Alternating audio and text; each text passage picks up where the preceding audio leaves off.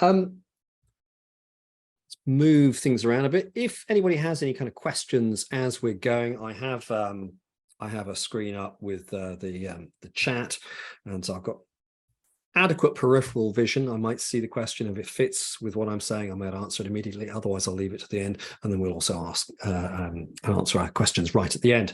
So I want to talk about empirical development, and this is kind of an offshoot of a theme that I keep coming back to: hypothesis-driven development, empirical development, and it sort of weaves its way into other topics that I talk about. So whenever I talk about software architecture, it ends up being part of that. Whenever I talk about design patterns, it ends up being part of that. Whenever I talk about agile development, it's part of that. So there's a kind of a common theme. So this time I thought I would lift it out and talk about it on its own. Just some thoughts.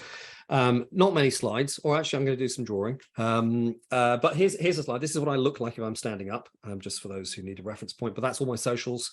If you feel like following up or connecting afterwards. But one slide I am going to put up is this word empirical, what we mean by it.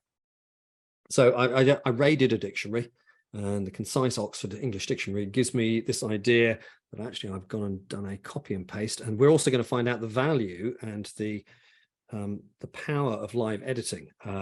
This is the power of this. It's an adjective. Based on, concerned with, or verifiable by observation or experience rather than theory or pure logic. Now, why is that important? Well, when we think about the way that we often develop things, according to a plan, or rather, people talk about it in terms of a plan. There's a little bit that acknowledges that plans are not really real. That there is this idea that when people start giving dates, that they're accidentally giving commitments, that they're accidentally committing to something, and that they don't genuinely know that as a truth, because you're trying to tell what the future is, and we are notoriously poor at being able to predict the future. So there is this idea that also with software development is not a manufacturing process. And this is kind of important. We need to be careful with the metaphors that we use. All metaphors are potentially helpful. We talk about software engineering, we talk about software craft, we talk about software architecture. All of these are potentially powerful metaphors. But the thing we need to remember is that by definition, a metaphor is incomplete. It's not perfect. Otherwise, it wouldn't be a metaphor. If it were perfect, then it would be the thing itself.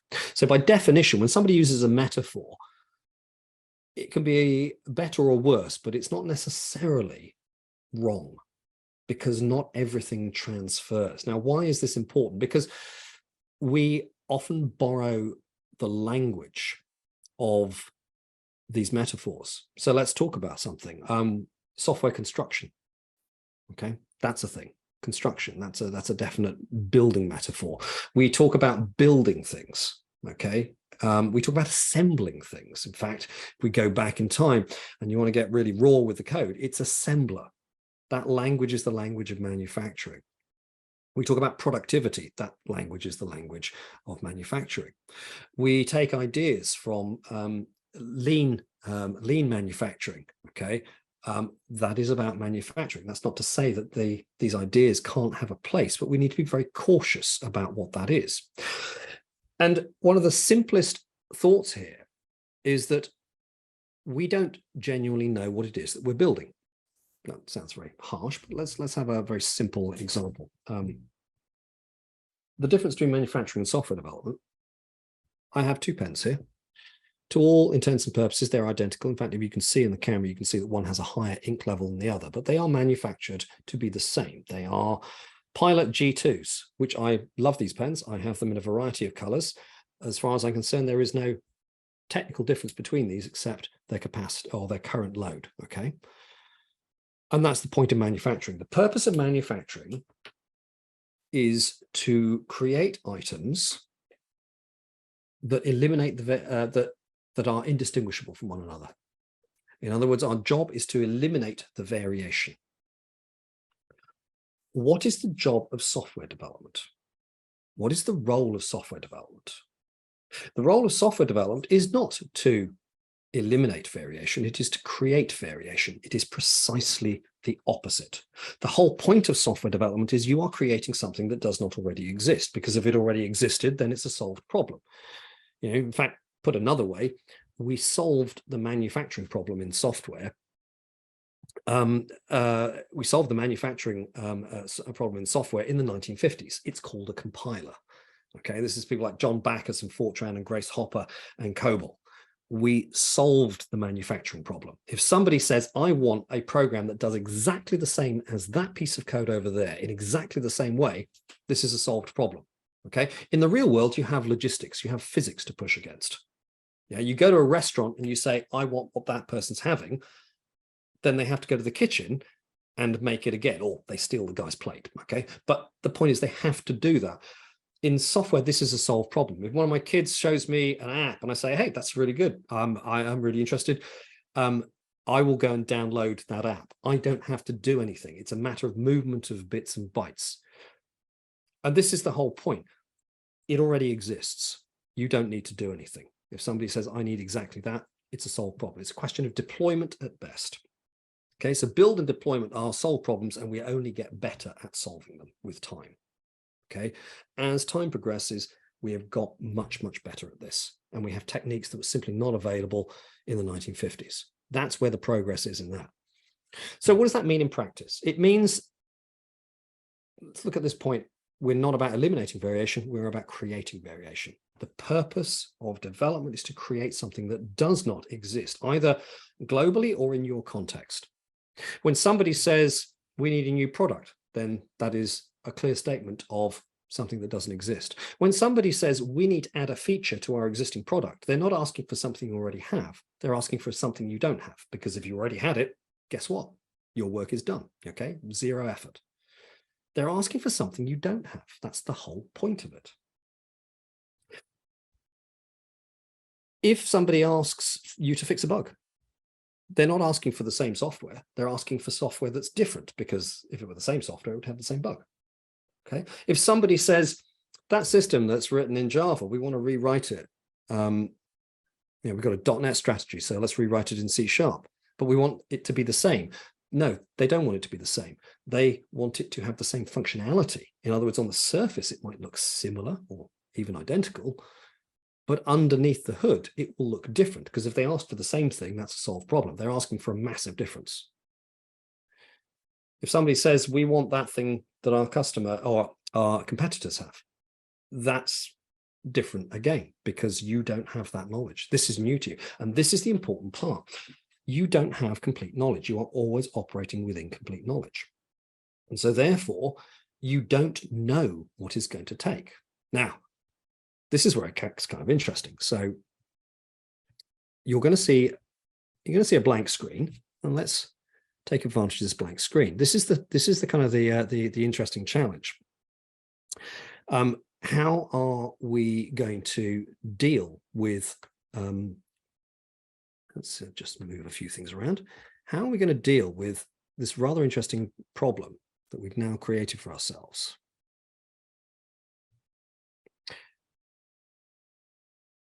Okay, what's the problem we've created for ourselves? The problem we've created for ourselves is that if we look at, let me just get the colors right.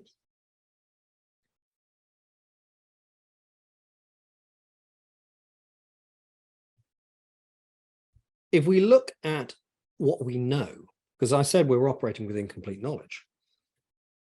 And in fact, the comment from Audrius, this is almost pure philosophy. Yeah, I'm going to try and make it applied philosophy. And actually, we're going to deal with epistemology right now, the philosophy of knowledge. So we've got this really interesting issue.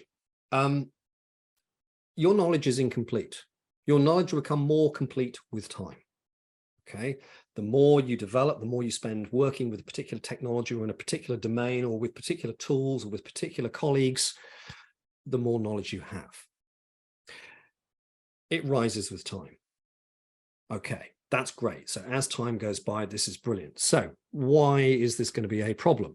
Well, if you happen to subscribe to a perspective of software development where you're going to make all the big decisions early on, then the thing you have to recognize is that this is what we call a high risk approach. So therefore, if you have plan driven development, waterfall development, whatever you want to call it, far from reducing risk, it actually has the opposite effect.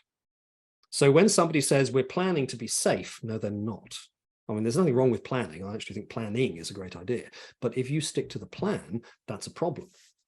Because by definition, the thing you're working with is based on incomplete knowledge because it does not yet exist. If it existed, then you would already have it. Back to pens. The design of these does not vary. The whole point of what makes good manufacturing is the elimination of variation. There are no unknowns. So the knowledge, you don't need more knowledge to manufacture more pens. The knowledge already exists. The job is not a knowledge acquisition one. Whereas here, the very nature of software development is based on the idea of acquiring and applying, and in fact, quite literally codifying knowledge, the stuff that we know. And the stuff that you need to know now, sadly, lies in the future. So how do we start developing now when all the knowledge that we need is sitting there somewhere else or somewhere else? Okay. Let's restructure this slightly. Let's look at it from another point of view. Oh, that was not at all the color that I chose. There we go. Let's try that one again. There is another line here. This other line, I'm going to label very broadly: options, opportunities, possibilities. So when we deal with this, what we're saying is that as time progresses, your ability to apply your options, the ability to have options, the number of possibilities that you can entertain and apply reduces. Let us imagine, for example, that the time frame I'm showing you on the screen at this point is a release cycle. In this interval, as you approach the release, okay, major release deadline, let us just say you've got everything framed like that, your knowledge increases, but the challenge and the paradox of any development approach is that your ability to apply your options reduces. In other words, at the moment of delivery, you have no ability to do anything else. There is no possibility to do anything else at that moment. Now, you see, this is why this is a paradox. We now have the knowledge that we can't apply. At the beginning, we have less knowledge and we can do anything. But we don't know what it is that we're supposed to do. So here is the paradox that every approach to development and creation must deal with. Now, what can we do to change this? Now, not a lot, except getting a time machine, and those, to the best of our knowledge, are not really freely available. One of the things we would like is to try and keep our options open for longer. In other words, don't close off options, okay? Keep your options open. What is it that if you start creating plans saying this is the design, these are the key architectures, this is the approach and the technology choices that we're going to take, we're going to do it like this, and this is the tool set we will use throughout the whole of this product's life cycle. What you have just done is apparently you've made life simpler because you're clearing the table of options. There's only a fewer things to focus on. That's great. The problem is what you've actually done is you've reduced your ability to use options as your knowledge for them arises. And let's be very careful. Let's be very clear here about a couple of things. There is this saying that people often use, but I started to question a couple of years ago. I even kind of did a vlog and a transcript blog of it. Let's talk about tooling for a moment. People often talk about using the right tool for the job. And that sounds like a great thing, you know. So somebody will say, "Oh, you know, you're using the wrong programming. You've got to use you're using the wrong programming language. You've got to use the right tool for the job. Oh, that's not the right approach to using that. That's not the right tools for the build. You've got to use the right tool for the job." The problem is, it assumes that you know what the job is. But we've just clarified that when it comes to developing a product as opposed to solving a small problem, when it comes to a product, you don't actually have complete knowledge. You don't know what the job is until it's done. And therefore, you've got a knowledge problem. You've got another problem. You don't know what the right tool is. Okay, tools don't come simply labeled saying, you know, here's the tool for this problem, here's the tool for this problem. It's not like dealing with screwdrivers. I have a screwdriver set on the other side of my office. It's really simple. You've got the size of the screwdriver, you've got the type of blade of the screwdriver. That's it. That is not programming. That is a solved problem. It's very confined. It works because it's a very confined space. Software development is almost exactly, although we use the metaphor of tools, it is almost exactly unlike the tools that we use. It is almost exactly unlike the manufacturing ideas. So we need to be very careful with some of these sayings. The problem with the right tool for the job is that we don't know what the job is, and therefore we also have incomplete knowledge of tools. And this is dynamic. This can change with time. You're developing you're developing a product 1 year, you continue developing, in 2 years' time, the landscape will have changed. Both the technology landscape that you're in, the staffing landscape, even the company landscape that you're in, but also the market and your understanding of what it is that you're building. Everything will change. So there's no way you could even have that knowledge. But the problem with this approach is if you planned everything in impeccable detail, you just eliminated all of those options, and maybe you're lucky and you end up with the right options. But the chances are you've actually taken off the table some of the things that you should have maintained. And this also applies to code. This is also, by the way, one of the reasons we value loose coupling. People give a variety of reasons for it, but mostly it's to do with the fact that we have incomplete knowledge. The reason you don't want a tightly coupled system is because you don't know everything and you will be wrong. How do you reduce the impact of change and being wrong and of discovering things? Well, if everything's tightly coupled, then you are basically making a statement. We have high confidence in how these are arranged. And this can apply to your individual classes as well as to your larger services. If you make things loosely coupled, whether we're talking at the code level, the service level, or beyond, what you're doing is you're saying, this is what we think now, but it could change. And what will be the impact of change? Now, we're not silver plating anything. We're not making everything ridiculously complex.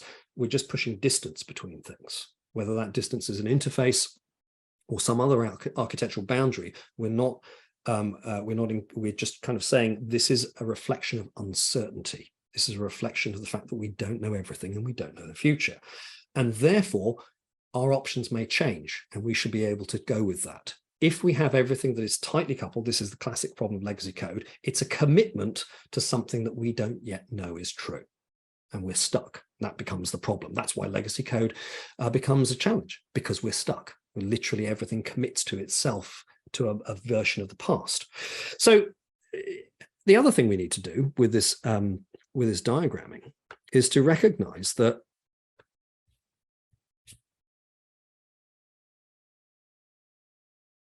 we want to boost the knowledge. The idea is that the knowledge, we want to make sure we learn as much as possible, as soon as possible. Okay, we can't know everything, but we can know more earlier. What we want to avoid is a situation where we delay our learning until late. If you map this out in a kind of classic view of, say, oh, let's do all our analysis and design early, then what you're actually doing is you're reducing the knowledge. Now, I know that analysis and design are historically intended to be periods where you gather knowledge. But the problem is, unless you're applying it, it's very abstract knowledge. Software lives in the detail. Most of the knowledge that you get is pushed out by the detail. In other words, most of the problems we find when we're coding are not actually technological problems. They are problems of boundaries and edge cases. Okay, those are about detail. Code is not a manufacturing concept. It's not the output of development. Code is a description of what we understand using a formal notation. And we're using a formal notation to cause us to see the details. Of course, there's a lot of other noise. Not all languages are created equal. That's fine. It's a difference of formalisms, but you're not instructing the machine. That disappeared decades ago. You are writing a formal specification of the system you're going to build. That's what you're doing. So here's the interesting thing. You want to make sure that you find out early. So you need to do stuff that pushes you into the details sooner. A waterfall development approach will have a high knowledge acquisition rate towards the end. When you start coding, you suddenly discover that half of your assumptions were wrong. whether it was about your architecture that you've now committed to and is now harder to work with than you expected and has problems that you did not anticipate, or whether it's your understanding of the domain that you analyzed. You now realize your understanding was deeply flawed, it was off, it was too simplistic, you've missed out really important cases, and now you're discovering you are learning very quickly. So that's why this whole philosophy is of development is high risk, because you pushed the knowledge acquisition to the end when you can't do anything about it. And by the way, you eliminated all the options that would allow you to respond, to this. Now, Roland's put assumptions are the mother of all fuck-ups. Yeah, but actually no. Or rather, more to the point, what can you do about them? Because an assumption is an interesting piece of knowledge. An assumption is typically a piece of knowledge you don't know you have until it's wrong. Okay, in other words, this is the issue. I often talk about this in terms of Lego bricks in the dark. Even if I told you had assumptions, I could say, please tell me what your assumptions are about this project. Oh, you could come up with a couple, but you would miss most of them. Most of your assumptions are discovered when you discover they're wrong. In other words, somebody tells you something, you go, oh, I had assumed that. In that moment, you discovered you had an assumption. It's retrospective. You've stepped on the Lego brick in the dark. Okay. Now, Jack, you're saying assumptions make an ass out of you, and et cetera, but an assumption, the point there is that you've got no chance there to get around having assumptions. We all have them. You get them for free by being a human being. What you can do about them is you can catalog them as you go. In other words, you can never list your assumptions completely. You can list your assumptions so far, the things that we know. But you can also bring things forward. In other words, create an environment and a structure where you say, yeah, we're actually going to find out what things are. So how do we do that? Well, this is where we end up with a cycle. The classic empirical cycle looks a little bit like this. Let's do that. So let's draw some arrows here.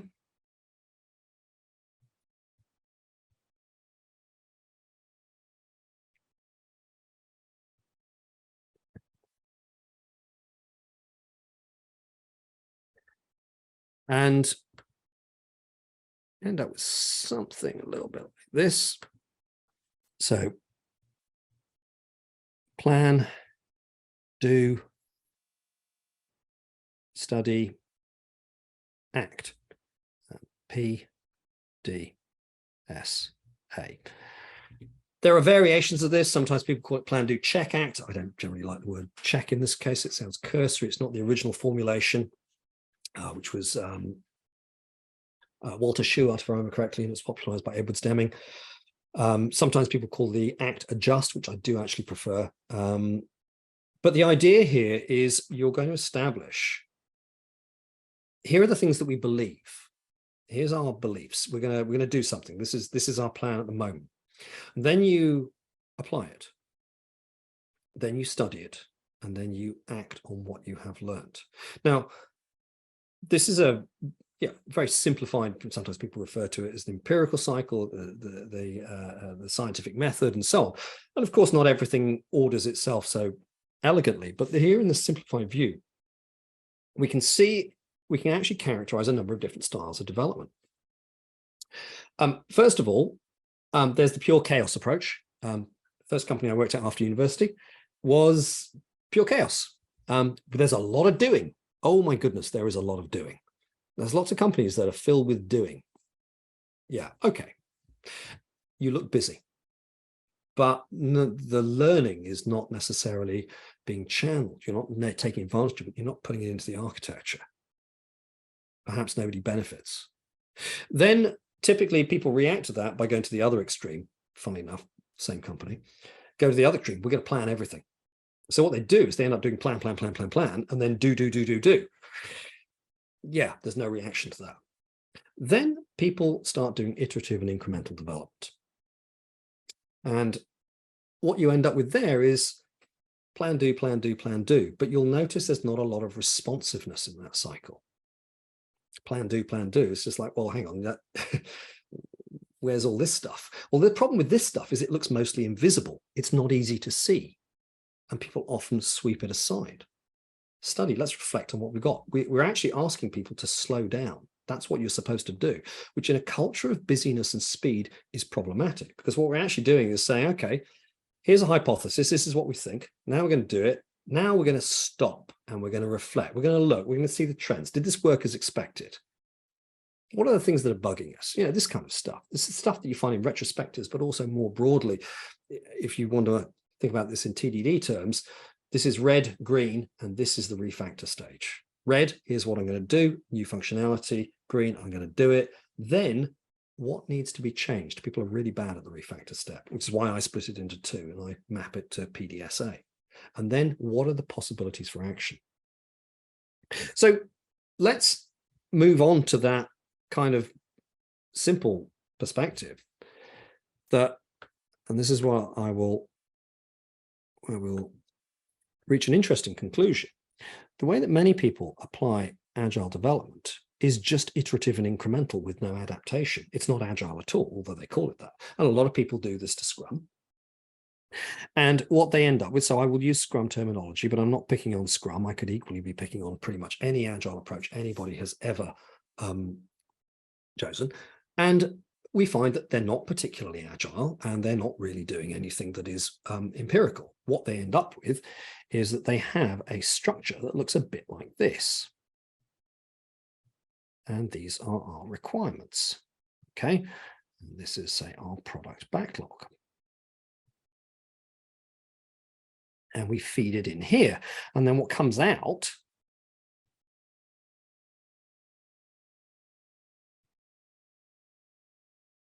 is an increment of working software. Although some people skip the working part, it seems. Oh yeah, we don't really do testing. We're pragmatic, you know, but that's a separate debate. Now, if you look at this, there is absolutely nothing empirical about what I did. This doesn't look at all like the diagram that I just showed you. It looks like a sausage factory. In fact, what it looks like is a compiler. You put stuff in, stuff comes out.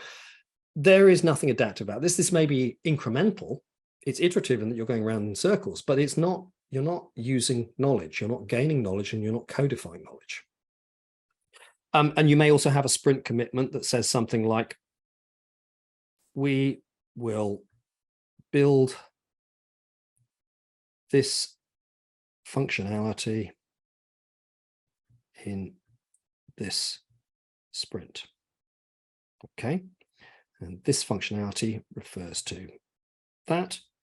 This sprint refers to that, and build, develop refers to that. Again, there's nothing hypothesis-like about this at all. So this is not Agile. This is in any shape or form. This is not really Scrum either, even though people pick certificates up for misapplying it like this. This is the standard diagram of Scrum, and it is exactly unlike Scrum. It is exactly unlike any Agile approach, except it's the way that all Agile approaches get implied. Thank you very much, Ron. It is closer to manufacturing, which is exactly what this stuff isn't. So where's my hypothesis? Let's start off with a hypothesis. My hypothesis is, given our knowledge, our team, our architecture, our tools, our code, etc., we believe that we will build this functionality in the sprint. There we go. That is a hypothesis. It's testable. How do we test it? We run an experiment. That's what the sprint is. What is the deliverable? The deliverable of an experiment is knowledge. You now know something. Notice that I put the software inside that. What did I say earlier? I said that software is codified knowledge. That is part of your knowledge set. Your knowledge set is also the stuff you hold in your head. It's the stuff in your scripts. It's the stuff in your tests. It's in your ADRs. It's in your commit messages. It is in any other documentation set, the README or whatever. That is your knowledge. That is the output. And part of that is an increment of working software. But importantly, the deliverable of an experiment is knowledge. And knowledge will give you answers to questions you previously had. It will also give you questions. What are we going to do with this? We have doubts, we have concerns. Well, one of the things you need to do is you need to have actions, decisions, either on tooling or strategy or architecture. That feeds into the next sprint, where guess what? It becomes part of your hypothesis, given that we're going to try this. But importantly, you also need to track this stuff, which people are very bad at doing. That's why many teams, I would recommend they use a technical backlog. Because otherwise, if it's not visible, then it's invisible and it does not get done. The other thing I also recommend people do is run a risk log. What is a risk log? A risk log is a list of all the things that we currently are aware of that could prevent us from being successful. And that's often things that we do not yet know enough about. And the goal of every sprint should be to reduce the level of risk intentionally. You don't just want to deliver working software. You don't just want to deliver functionality. You want to deliver a reduction in risk, because if you're not delivering a reduction in risk and you're not managing the risk, then the risk accumulates rather than going down. Purpose of software development, a sensible approach should look like a learning approach that minimizes risk over time and increases knowledge in a way that you can apply it. Where does that leave us? One, it leaves us at the end of the talk, but two, it tells us that this is what an empirical approach looks like. Now, I've used the terminology of Scrum, but this applies to XP, it applies to Kanban. The fact that I've used an iterative cycle, that's simply a revolution in that it doesn't have to be a fixed term iteration, a time box iteration. The point here, this applies to anything. The stuff in white is not agile. It's only agile when you do the stuff in yellow. And I presume that's yellow. It could be green. I'm slightly colorblind. I can't remember what I picked. But the key thing here is that is the bit, that is the learning cycle. That's where you get to apply and adapt and change direction, because otherwise you just end up heading in the wrong direction with confidence. That is the bit that makes it empirical. That's the bit that serves your architecture. People often say, oh yeah, but this stuff doesn't apply to my architecture. It doesn't address architecture. Well, only if you're doing it wrong. This is how you make it architectural. Yeah, that's the whole point. The whole point is to build a structure that represents your knowledge and reflects that in a way that it executes to everyone's satisfaction, customer, organization as a whole, and the individuals who work on it and are comfortable working on it. That's the cycle that you have. If you eliminate the cycle and you end up with that manufacturing structure, then you're turning us into machines, and the language of productivity apparently applies. And we're not very good at being machines. So I will close with this thought from Neil Gaiman, one of my favorite authors, but also good, inspiring quote: you have to finish things. That's what you learn from. You learn by finishing things. So therefore we create we create development approaches that encourage us to finish more often and to be able to stop. The reason finishing matters is so that you stop. People are very bad at doing this in our culture of speed and busyness. The whole idea is to stop and take a look and actually ask yourself, what's going on? Are we doing the right thing in the right way? So thank you for that. I don't know if it's worth making the slides available, but there are 3 drawn slides and a couple of other quoted ones. So I'm happy to take questions. I don't want to bite into Cassandra's time, but are there any kind of questions and thoughts on anything that I have shown or not shown, in fact?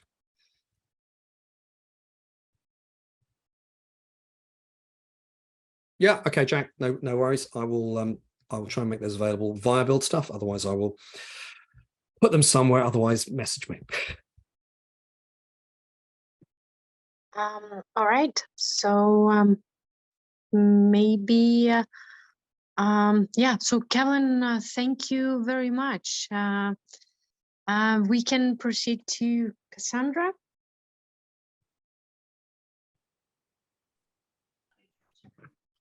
Oh, ready for me to go ahead and share my screen then? Yes. All right. Make sure I get the right one. I do have to thank Kevlin because he kind of queued up a couple of things that I'm going to say without realizing it. This talk is about neurodiversity, but it's really about mostly about ADHD, just because that's what I have. So that's what I'm drawing my experiences from. But I heard you making reference to this culture of busyness and speed, and that's part of what led me to create this talk, is that there's just so much coming at us from all different directions anyway. And if you're neurodivergent in any way, it's even more challenging to finish things, which, as you said, is something that we need to do. So we're going to chat. After we got out of the pandemic lockdown, I could go to technical events again. I had all sorts of ideas for new content, and I was super, super excited about everything. So I figured I'd propose 3 new talks, actually 2 talks and a workshop, to a conference called Code Mash. Code Mash happens in January. It's the kickoff to my professional year. And I proposed 3 ideas, figuring maybe they'll pick me, maybe they won't. If they pick me, it'll be maybe 1 or 2 talks. They chose all 3. So 2 talks and a workshop. And the event's one where I got my start speaking. It's a big, important one for me. And but the process of writing talks is messy and chaotic. And trying to do 3 of them in the matter of a few months was very challenging for me. But I was excited, right? I was excited to do a new thing. So then I get my acceptance in late September, and I start typing, and I made out this whole actual project plan for what pieces of my talk I was going to have done when. I was actually on vacation, and I was working on this spreadsheet, laying out my schedule, put together some skeleton outlines, and I was all excited to write this new talk. But then what happens when we start something new? We eventually get bored. We get overwhelmed. So in my case, I was back home after all of the travel. And I was dealing with an unexpected job search. And so I got sidetracked by a whole bunch of other stuff, including the research and the writing on the talks. And I just lost motivation. I felt drained. I felt overwhelmed, and I didn't know how I was going to finish this. But then what happens? Deadlines. Deadlines get close by. The deadline gets near. And in the midst of all of this, I had actually gone to a couple conferences. I'd been to Caribbean Developer Conference and Build Stuff. And while I was at those conferences, my interest and my excitement about these new talks got reignited. Job search was coming to a close. I just had capacity. And through all of that, I actually did manage to get everything done. But the story I told you, it isn't just me. It's actually really normal. And it's actually a neurological finding that this is a pattern that repeats itself our whole life. We get excited about something new and we hyper focus on it. Then we get distracted and figure we'll finish it later. But then that arrives and stuff isn't done. And then for me, I'll either completely abandon it or I'll panic to complete it. And the abandoning is partially an ADHD thing, right? Like ADHD people, we get excited to start new projects, but we don't necessarily get excited to finish them necessarily. And so I had read this book by Daniel Pink. It's a book called When. And When is a book that talks about the way that our bodies are wired by sleeping chronotype and how to help get stuff done. The talk also had a lot of research on basically this pattern we go through. We go through a peak, a trough, and a rebound. And this is challenging for everybody. It's really challenging to get out of that trough, but it's even more challenging when you have neurodivergences making your brain work differently. The reason I'm talking about this at a technical meetup is that the tech industry has a higher than average neurodivergent population, which creates a unique set of time management and communication challenges in a very strange kind of industry with a lot of work that's not traditional to something that was done before. So there's a group called Open Sourcing Mental Illness. They're a nonprofit aimed at basically helping people in tech have mental health care. And every year they do a mental health and tech survey. I don't have the results from 2022 yet, but here's 2021. Now, to give you an idea of things, the 20% of adults have a mental illness and or some sort of a neurodiversity. In tech, that stat is actually almost 33%. And yes, this is a biased sample set, given that the people who took this survey were already on the open sourcing mental health site. But also anecdotally, it kind of tracks. On top of that, you have another 18% who have a possible mental health disorder.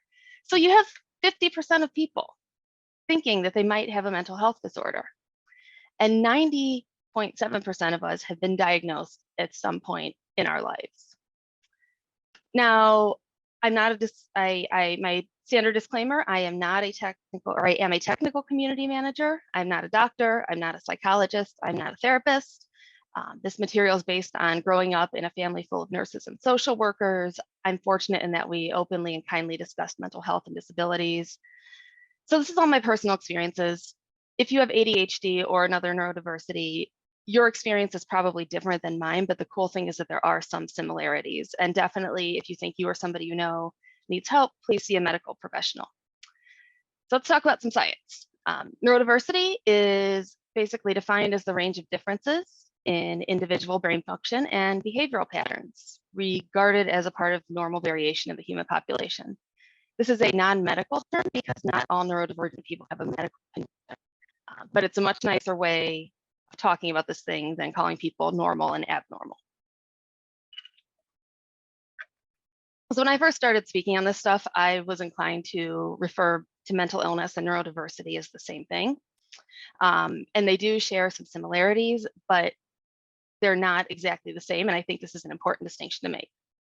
So mental illnesses are caused by genetics, biochemistry, life events, and/or environment. Generally, it's a combination of things. The challenges they cause, basically, they impair and change your quality of life. So I have depression, I have anxiety. Those also cause some other issues that impact my quality of life. And so examples of this are things like anxiety, depression, bipolar, and personality disorder. Now, neurodiversity, on the other hand, is caused by neurological differences in how we think about things and how we process information. And I sometimes think that's why many of us who are neurodivergent are drawn to tech, is because we're required to think and process information differently, especially in roles like what I do, which is community management. But the challenges we faced are cognitive, their learning, and their communication focused. So you might not necessarily understand the social structure of a group, or you might not be able to keep your train of thought, any number of other things. Now, the three most common neurodiversities are ADHD, autism, and dyslexia, but there are a lot of other ones. 20% of the population is dyslexic, 4.4% of adults and 10% of children have ADHD. 30% of people who responded to the open sourcing mental illness survey also have ADHD. And autism spectrum disorder is 2.2% of adults and 2.3% of children. Now, for a while, they thought that adults could not have ADHD. There's actually been a whole big upswing in adults being diagnosed with ADHD through the pandemic and afterwards. A lot of times stemming from a child will get diagnosed, and then a parent will realize that they maybe share some similarities with the child and get diagnosed. I was diagnosed in my late 20s because of some problems I was having at school. So I love ADHD memes, but I also, and they're a great way to explain what ADHD is. Time management. Time management is hard. I could have to simply respond to an email with a yes or no answer. I might do it right away. I might sit on it for 3 days and procrastinate for no good reason. I'll try to complete a project, but I'll get sidetracked. When I was writing my talks, including this talk, I kept getting sidetracked, like Googling things, playing with the dogs. At one point, I decided I needed to rearrange all of my Trello cards rather than actually using the Trello cards. This is the type of stuff that sometimes even will have like productive distraction. And this is the whole thing about like, you get a shiny new thing and then the novelty wears off. I'm seeing clean half my room is painfully relatable. 100%. I don't know how many things I got cleaned and organized while I was procrastinating. And you have your classic, hey, look, a squirrel, right? So it's funny. It's funny because ADHD people can have some quirks. But there's so much more to it. And this ADHD iceberg kind of shows you where it's a little bit more than being distracted by squirrels and being fidgety and all of the other things. There's a lot of other issues that come with ADHD.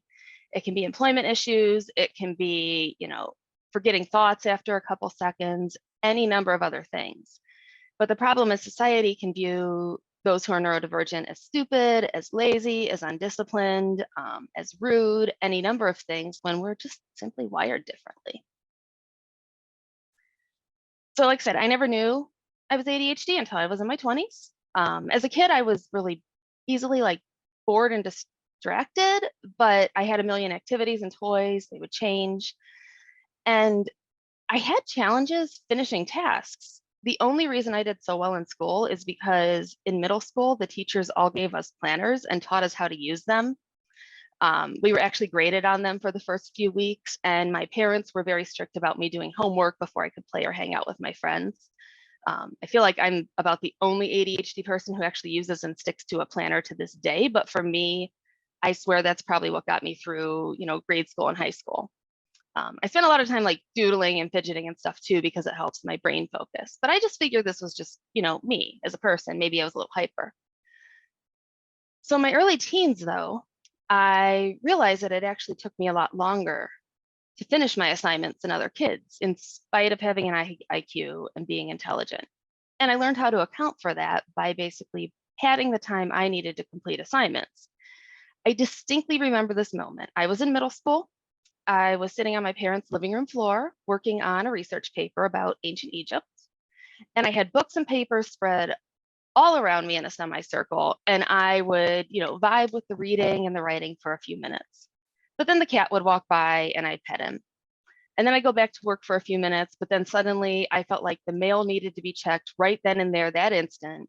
So I get up and I check the mail. I go outside and I check the mail, leaving all my stuff scattered on the floor. Then I go back to work, or no, then there was a magazine in the mail. So I start flipping through the magazine, and then I realize, oh crap, mom's gonna be home soon. I better get back to doing my homework. But I wanted to know what the weather was. So I called the time and temperature line first to find out the weather. And like I knew the whole time I was doing these things and they were, distracting me, but I felt like I couldn't get my brain to focus and get back to work on the paper until I had that pressure. And that strategy kind of lasted me all through college. But as an adult, I think the increasing pressures of life actually made it harder for me to keep my coping mechanisms and my tools in place. One of my first jobs out of college, I sold insurance. And the process of writing and servicing insurance policies is very linear, and there's a ton of teeny details. And I was constantly like forgetting and overlooking things, like the color of the car. It was always something minor. And I would get really annoyed at myself that I could not follow this very simple linear process. But I was good at the job and actually thinking about opening an agency. And then one day I apparently overlooked something big.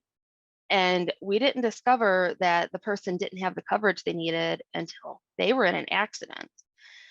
And it was enough that they had to make a claim against what's called errors and omissions insurance. It's like malpractice insurance, but for insurance agents. This was also a fireable offense. Fortunately, my boss was happy with my performance and how much I was selling, so I didn't get fired. But that woman did not have the coverage on her car that she needed, and I was on thin ice. Right around that time, a couple of family members I knew were diagnosed with ADHD, and my family had already joked about that. So I basically went to the doctor. I was given tests. I was given a diagnosis. They put me on one med that didn't work. So then they put me on Adderall, and it made a huge difference to my ability to pay attention. Like, I remember reading a LiveJournal ADHD community, and someone said it felt like when they took their Adderall, they had horse blinders on. Like they knew there was stuff going on around them, but they didn't care because you were laser focused and you got stuff done, and it was amazing. But you can see, like, neurodiversity has impacted my entire life. Some of the ways it can impact us: completing tasks on time, like finishing to clean our room, understanding company culture, understanding social norms. Sometimes that can be very hard, especially for people with autism, actually, even more so than people with ADHD. Socializing too much, socializing too little, a tendency to interrupt, a tendency to fidget, a tendency to be impulsive, and communication issues. These are all of the challenges that neurodiversity causes us. And these is all of the stuff behind all those funny memes and those funny stories. But it's not always a bad thing. And I've actually done a lot of reading on how bringing in neurodiverse people into a team can help the team function better. People who are neurodivergent, we're very engaged in the work when we're interested in it. Like, I love my job. I love the work that I do, so I'm generally very engaged in it. We're very good at connecting unrelated concepts. I might have 5 different conversations with 5 different people and realize that this person and this person need to talk to each other and work together on that thing because they have the same goal, even though on the surface, it makes no sense for those 2 people to talk to one another. We introduce new perspectives to teams because we look at things differently. Neurodivergent people are information sponges. We want to know. We want to know everything all of the time.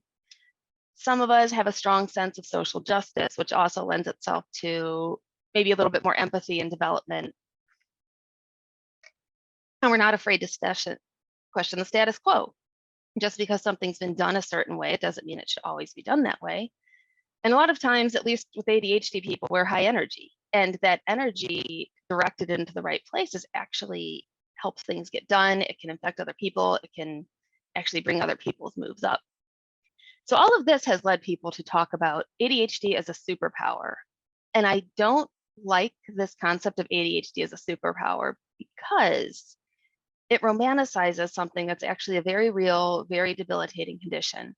Like I have been in literal tears because I just could not make myself, I don't know, respond to that email or something like that. It just, things can feel so overwhelming and you lock up.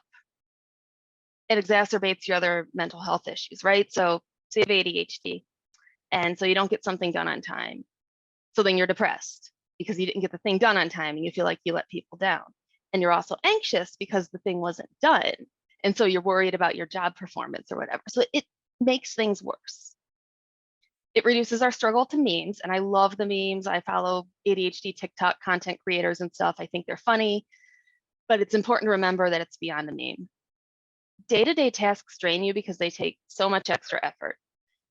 Recently, I mentioned I was diagnosed, or I was given Adderall as a prescription, and there is currently an Adderall shortage in the US. So I had to, it should not be a hard challenge to like call your doctor, make a phone call and ask for a prescription change. But doing that drained me so hard to call the pharmacy and call the doctor and then call the pharmacy back and pick up the prescription. It can just be exhausting and draining in a way that it really shouldn't be. And these things need treated or they become a problem. It almost became a huge problem for me. So how do we cope? How do we deal with this? Well, we start by getting a diagnosis and proper medical treatment, like I said. And then from there, we can use some coping strategies. And like I said, I've always used a planner. I live and die by to-do lists in my calendar. But something that made a big difference for me was I read this book called When by Daniel Pink. Daniel Pink is an author from Columbus, Ohio. That's where I live. He also wrote books called Drive and To Sell Is Human, which I'm not a big fan of businessy books, but I tend to like Pink stuff. And this book was written to help people decide the optimal time to get various activities done. He sourced this information from a lot of neuroscientific studies, behavioral, sociological, psychological stuff. And I had read this book after hearing him interviewed on NPR, and I reread it while I was preparing for this talk. And when I first picked it up, I was just having trouble focusing and none of my usual tricks were working. And I was like, maybe this book will help me, maybe not. We'll see. So in this book, Pink talks about basically how our days and our processes go through, again, a peak, a trough, and a rebound. And for most people, except for the night owls, it goes in a way that at our peak in the morning, we're best at our analytic work. In the early afternoon, we are best at administrative work. That's also the best time to take a break, right in that middle of the day, right in the middle of the slump. And then you recover late in the afternoon and do your creative work then. Now, there were countless examples of this, but one of the examples he gives was they took transcripts of 26,000 earnings calls, like business earnings calls, and put them through a software that measures the emotion and words that were used. Afternoon calls were more negative, regardless of their findings, than morning calls. And it even had a small impact on stock prices. The same thing's been found with medical facilities. You know, if you go to the doctor in the afternoon, they're more likely to make a mistake. Students taking exams in the middle of the afternoon are more likely to do poorly on them. Time of day can explain up to a 20% variance in completing work. So it's not the be all and end all, but it does matter. A lot of this is caused by our circadian rhythms, and our cognitive abilities do change throughout the day. So what he drew this off of was something called the Munich Chronotype Questionnaire. And basically, this breaks people down into larks, owls, and third birds. So we all have circadian rhythms called chronotypes. And these exist on a bell curve, just like many other things. Genetics account for at least half of their variability, and age actually also has a big influence on this. So kids are larks, teens are usually night owls, seniors are usually larks. So the breakdown is basically 14% of us are larks. 14% of us are at our best in the morning. That's how we're naturally wired. And 21% owls, so night owls. Most of us, though, are third birds. Most of us are somewhere in between, like those early morning people and the people who get stuff at night, done at night. So how do you find this for yourself? This is a trick I borrowed from Pink's book, but you track what time you go to sleep and track what time you wake up. And then you look at the midpoint of those times. So if you go to sleep at 1 and you wake up at 9, he has this chart that correlates that to what type of chronotype you are. If the other thing that he suggested is like just going to sleep without setting an alarm for several days in a row and find out what time your body naturally wakes up. That will also help you understand your chronotype. And once you have that in place, then you can create something like this. It's called the when chart. And this was also from Daniel Pink, but basically you schedule your days and your weeks in a way that takes advantage of your chronotype. Now, I'm actually a night owl, but at your peak, you're best at your analytic work. So that's when you should be doing your focused heads down work, the stuff that needs the attention, the structure. That's when your executive functioning is best and your concentration increases. And a lot of times this happens in the morning. This is a good time to do work that's tricky, but not necessarily creative. During your trough, during your slump, that's the best time of day to do administrative work or take a break. For me, a lot of times that winds up being the time that I'll go walk my dogs, I'll go eat lunch, I might run an errand, just do something to kind of break up the day. And then during your recovery time, that's when you're best at your creative work. So as you get it later in the day, your inhibitions have been lowered and you're more inclined to think creatively. Now, the paradox of all this is that your innovation and creativity are actually your greatest when you're not mentally necessarily at your best or most alert. I'm looking at this. All right, we will get to that in a minute for Q&As. So when I read this book for the first time, I actually wrote out my when chart and I tacked it to the corkboard by my desk. And it acted as a reminder for me when I'm planning out my days and weeks. And this is where we get to kind of the practical tips and tricks. So as much as I can, I schedule my tasks in alignment with chronotype, and I think it helps my ADHD brain in a few ways.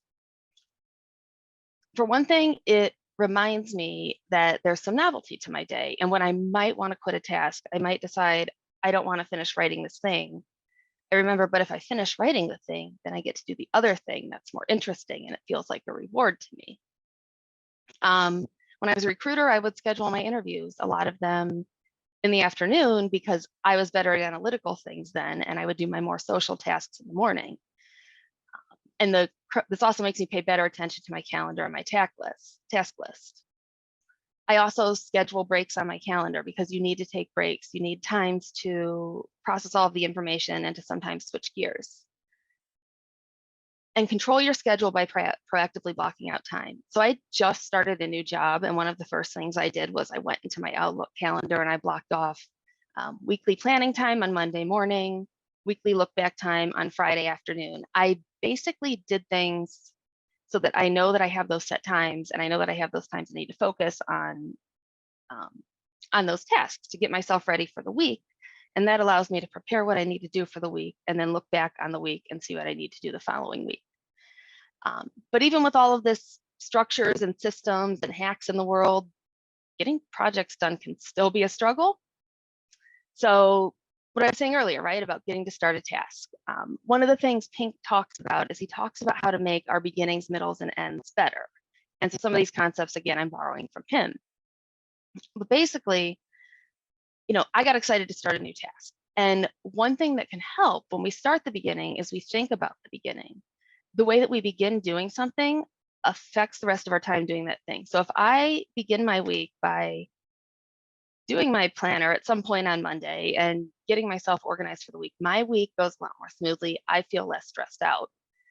It's also because I work from home. It's a nice ritual for me to go from home mode into work mode. And I use colorful stickers and pretty pens. Like, this is my planner, right? It's very, very colorful. There's lots of stuff on it, but that helps me. It's how I work. The other thing is that we can use temporal landmarks to start beginning. So temporal landmarks are things like holidays, seasons, a certain age, first day of school. Those can be very arbitrary too. Like, sometimes I'll decide starting March 15th, I'm going to start doing a thing. And it's an arbitrary deadline, but it's a deadline and a date, and that makes it more real for me. It also gives you that concept of a fresh new start. And I've applied this, like I said, I create my own temporal landmarks. I'm deliberate about how I start my week and introduce some novelty into your days, because you're doing the same thing week after week. And sometimes that little dopamine hit from a new pen or a new pack of stickers can actually help. So set yourself up for good beginnings by preparing. You can maybe think about also things that might be going wrong or things that could potentially go wrong, so you can prepare for those as much as possible. To me, I feel like that would make me very anxious, but it was a suggestion that works for some people. So now it's Wednesday, right? The midpoint.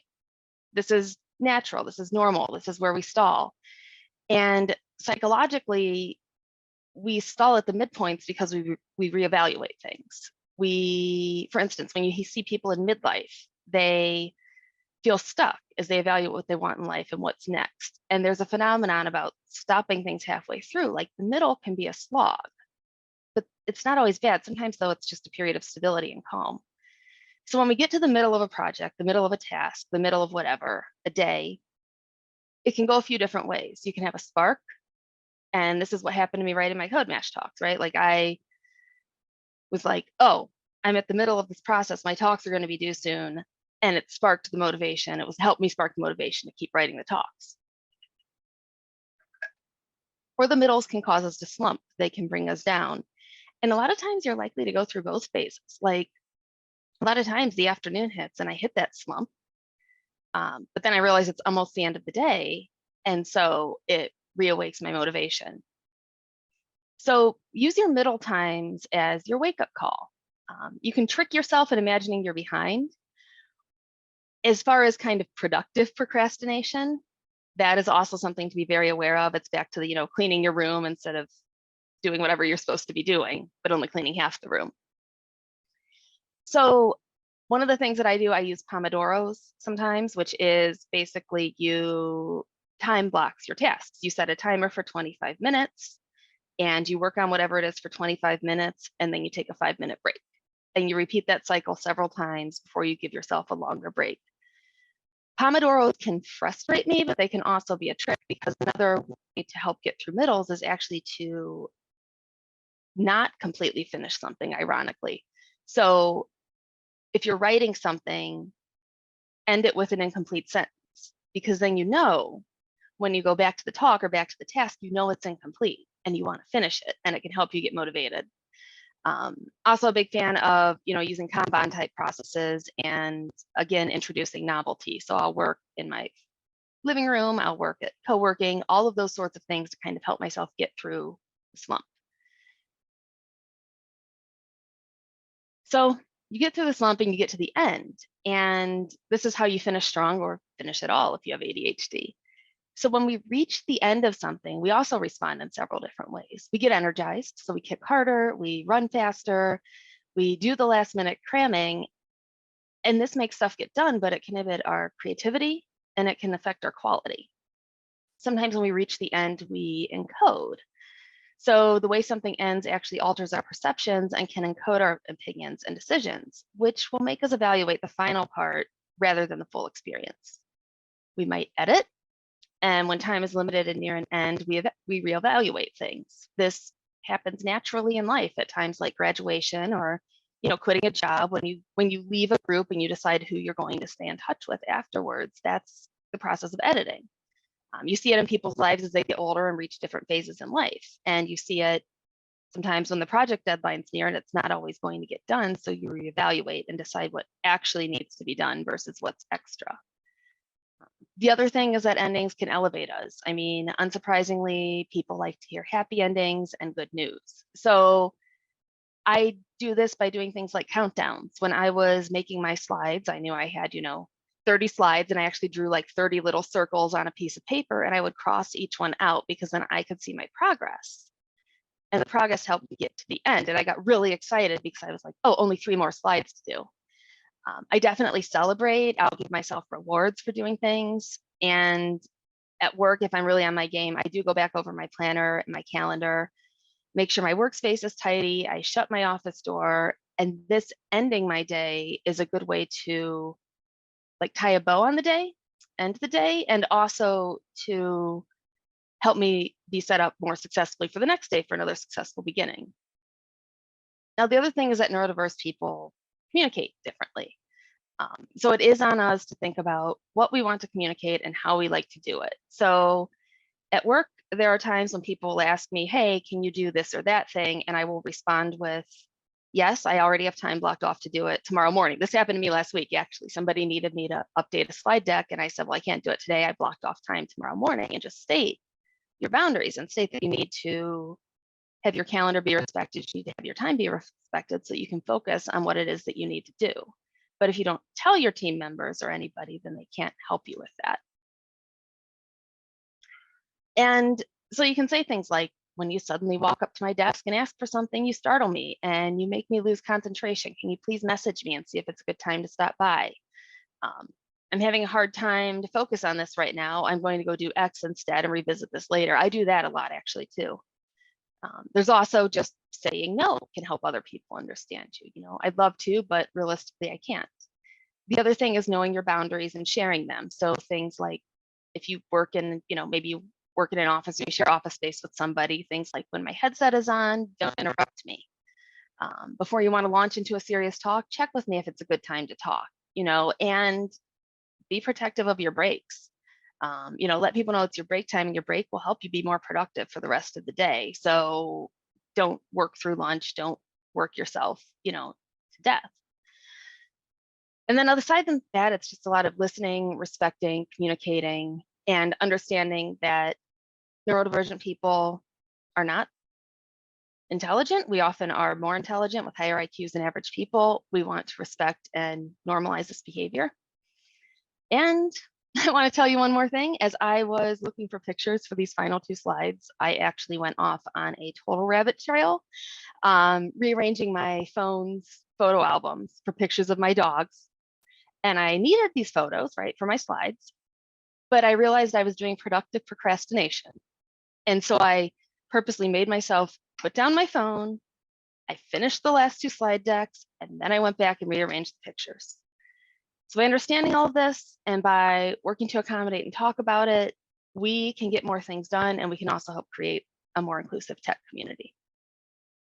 And that's all from me. I know I saw a long message in the chat. Final slide. Here's my contact info. I am at Cassandra Faris all over the internet. And I know we're running out of time, but if anybody wants to chat more, hit me up afterwards. And let's read what Gaines had to say. Cassandra, thank you very, very much. It's actually very valuable, not only for people that do have ADHD, but also, to understand when are you most productive and to understand the full cycle. So thank you very much. And if we have any questions, yes, you can turn on cameras, turn on microphones, and we can discuss. The one book. Yeah, what was the author? Daniel Pink. And it is, I mean, it was just a fascinating, like super nerdy about how our brains work, but it was a fascinating book. All right, now you can't see everybody. So I have a question. Okay. So since, well, my son has ADHD, and we are looking at different ways how, instead of medicine, to help him. So we are trying some nutritional stuff. Perhaps do you have any insights I don't know, on foods, on what to put in the body that would help you to concentrate? Not necessarily dietarily focused. I know that like the scent of lavender can sometimes calm your brain. And I was for years and years, unbeknownst to me, I was purely on, using tools and behavioral methods to manage my ADHD. And it just got to a point where I needed something more. I needed medicine, but I'm a big believer in a dual approach. But as far as food specifically that help ADHD, I'm not sure. And yes, in some people, medicine really is necessary to deal with this disorder. It's kind of ironic. So when you're ADHD, you feel very speedy all the time and very hyper and very like ping, ping, ping. So a lot of people with ADHD will actually take caffeine, like they'll drink coffee, they drink lots of coffee, and it somehow the energy injection that a neurotypical caffeine balances out in an ADHD person, it kind of balances out the hyperactivity. So you'll find a lot of ADHD people that actually self-medicate with caffeine for that reason. For me, it's the same thing. The medicine I take is an amphetamine-based medicine, and it plays on that same concept where it's almost like two negatives make a positive or something.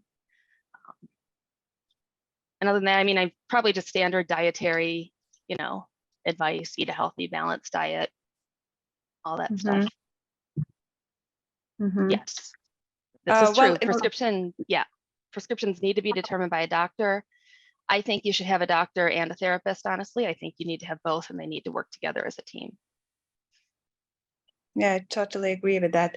Well, in different countries, we have different policies. For example, in Lithuania, it's really hard to get medicines from ADHD, and there is only one medicine available, and it's most of the time out of the stock. But you mentioned that the same thing is happening in the US, so that's not all the time available. Yeah, it's not. And because I just started this new job, I was like borderline in tears because I just couldn't, I could not make my brain focus and pay attention to things, and was like just at the end of my rope. And finally the doctor had to change my medication. But I remember when I spoke in Lithuania, I remember talking with somebody, I wish I could remember their name, but they were talking a lot about how it's next to impossible for adults to even get diagnosed. And they were in like a Facebook group about ADHD in Lithuania and that sort of thing. But yeah, it's for as hard as it is to get this stuff taken care of here in the US, it can be extremely, can be even harder in other countries for sure. Yeah. And Thomas is thinking about sport. What about sports? I think sports helps everywhere to be active. What do you think, Cassandra? What about sports? Does it help for ADHD? I think it does. I think it helps get out energy. It can also help get through the slumps. And sports don't have to be, taking a walk, doing yoga, they don't have to be playing an active game. But yes, I think that does help a lot. I know that for me, because I had to cut the talk, I didn't talk as much about how important breaks are, but like, if I take a break, it helps me get out some excess energy and refocus myself, especially if it's a more active break. So, even a walk, like a 15-minute walk with my dogs will reset me for the day a lot of times, or help me switch gears. That's the other thing is like, say the morning's all administrative tasks, in the afternoon I have to do creative work, then I will go walk my dogs or take a break so that I can switch gears. I do a lot of task grouping too. Like I decide if my days are going to be focused on logistics or creative work or research or what, and I try as much as possible to keep that in mind as I'm deciding which tasks to do. Yeah. So more about the tools. Well, if anyone knows how to cope with ADHD or distractions, so feel free to type in the chat or just come in and speak with us. So for me personally, well, I'm not diagnosed with ADHD, but I can get distracted. So I need specific music. And I'm using an app which is called Brain FM, and it gives some different sounds that has alpha, beta waves that stimulates those waves, and it really helps me to get concentrated. Yeah. For Oh, there's me- all sorts. Oh, go ahead. Hey, Hey. there you go. Hey, well, for me, for example, it is, for example, I'm one of those people who works better when I'm listening to music. For specific music I really like, and for example, without music, I'm sometimes having a hard time staying concentrated. And with the music, it really helped me, you know. And I was just going to say, I'm a big fan of, I'm going to drop a link to one of them in the chat, but I'm a big fan of these like lo-fi music videos on YouTube. They'll play like just kind of background music that helps me focus or relax. And there's usually some animation, but it's like the only animation you'll see is like leaves falling or like water rippling or something like that. But I'll just put one of those up on my screen, on one of my screens, and I just have it in the background, especially if I need to write or research. It helps me focus. That's yeah, you can just type in like lo-fi, whatever, but a lot of them have like little cartoony type pictures with them. yeah, I mean, I've heard that for some people, listening to their favorite music can sometimes be too distracting. For example, for me, it's not really, for me, usually depends on what I'm mood for that day, you know. Yeah. For example, I learned to work with it, and since I started working it that time, working with my headphones and music, and it really helps. I mean, at least me personally, but I think everyone is probably different, you know, everyone has something that works for them best. Yeah, that's the hard thing about any of the stuff I talk about with mental health and neurodivergence is my friend Chris DeMars, he and I do a talk on neurodiversity and inclusivity, and we both talk about our issues with anxiety. We have the same diagnosis, but his anxiety is around health and mine is around loss. And so we share our experiences, but our anxieties look completely different in some ways, even though we share that same diagnosis. And so what works for me doesn't work for him and vice versa. So it's a lot of trial and error. It can be honestly exhausting to try to figure out what's going to make your brain work, but it's worth it when I get into those states where everything's flowing well and I'm getting stuff done.